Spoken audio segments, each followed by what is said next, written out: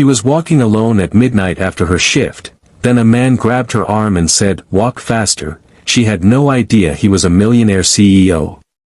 The rain had just started to fall as Emily tightened her worn-out jacket and stepped off the diner's porch into the cold midnight air. It had been another long shift, 10 hours on her feet, short tips, and the aching thought that she still had rent due in 3 days. The streets were empty, the kind of quiet that makes every echo sound like a threat. Her sneakers splashed through shallow puddles as she picked up her pace, gripping her keys between her fingers like claws. She didn't notice the man until she felt a sudden tug on her arm. "Walk faster," he said, his voice low but urgent. Her heart jumped.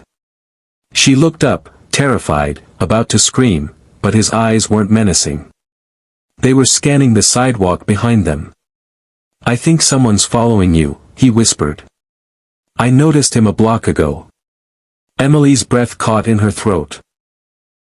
She didn't know whether to trust him, but something about his demeanor, controlled, calm, oddly professional, made her move.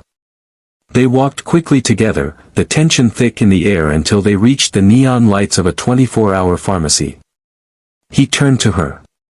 "You safe now?" I think he backed off. Still shaking, Emily nodded, unsure what to say.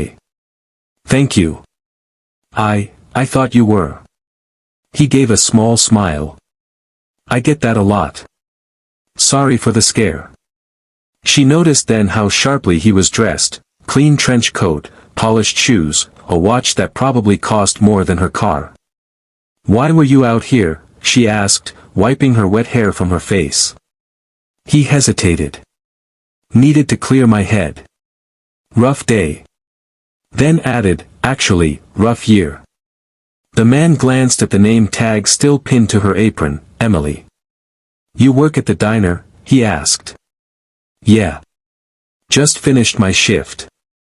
He paused, then said something strange. "You know, sometimes the people who hold the world together go completely unnoticed. Waitresses. Janitors. Nurses.